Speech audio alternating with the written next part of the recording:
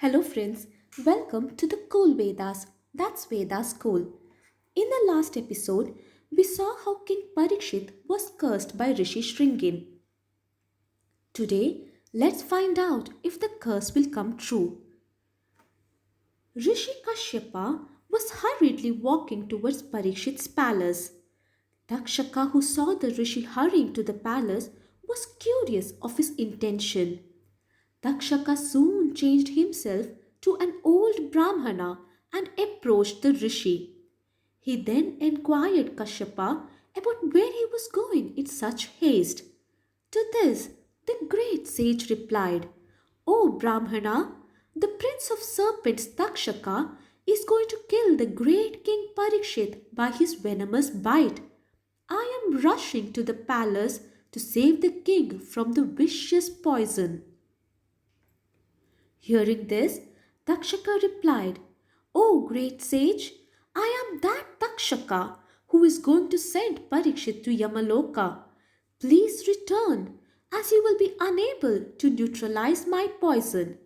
To this, Kashyapa said that he had faith in his Vidya, and to prove his point, he asked Takshaka to bite a huge banyan tree nearby and see for himself as to how Kashyapa would revive it. Takshaka took up the challenge and pierced his fangs onto the large banyan tree, which immediately was reduced to ashes by the power of his venom. Kashyapa, without hesitating, went near the heap of ashes of the burnt banyan tree and, by the power of his knowledge, revived it by first creating a sprout, then two leaves, then the stem, then the branches, and then the whole huge tree.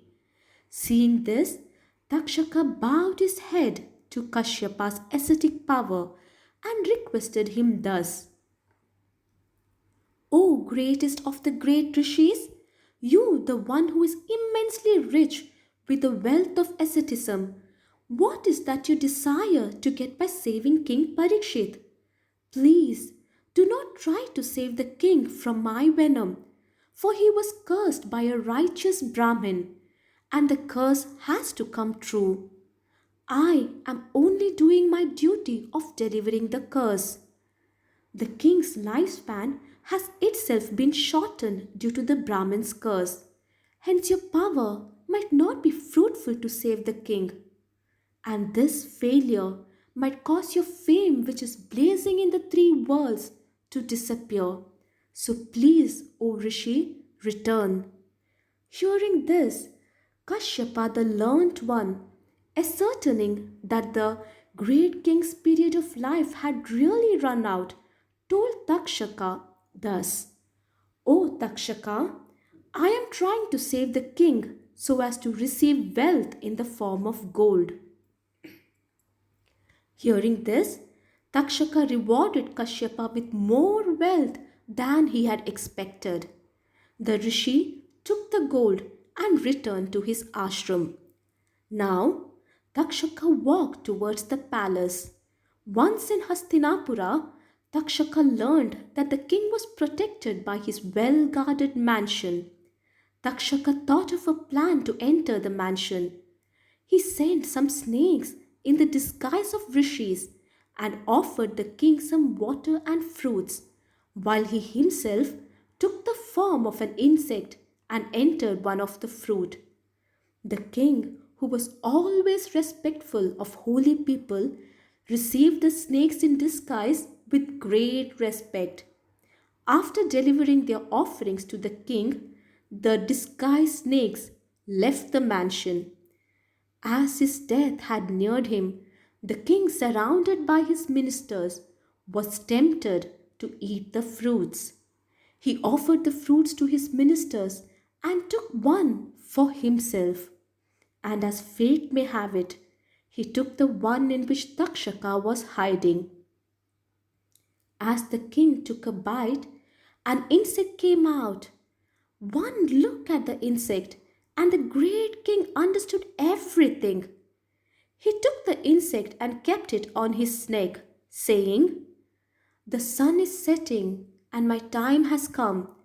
Let this insect become Takshaka and bite me, making the Brahmana's words come true, and let it free me from my sin.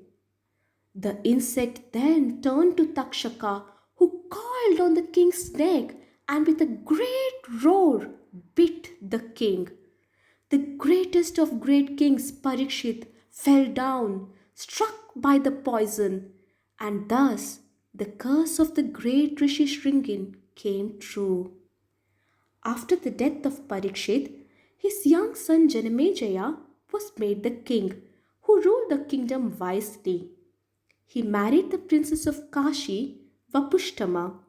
He went about his royal life, oblivious to his father's death, until the day came when the Rishi Utanka reminded him about Takshaka's treachery to his father. Now, do you know that the snakes had to burn in the Sarpayaga not only because of Janamajaya's revenge, but also because of a curse the snakes got from their own mother? Why would a mother curse her own children? Let's find out.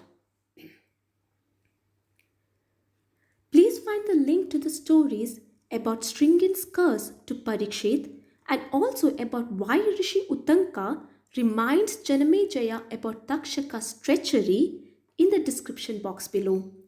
Do not forget to like, share and subscribe this channel for more Mahabharata stories. Please press the bell icon too. Let me know your comments and suggestions in the comment box below. Thank you. Take care.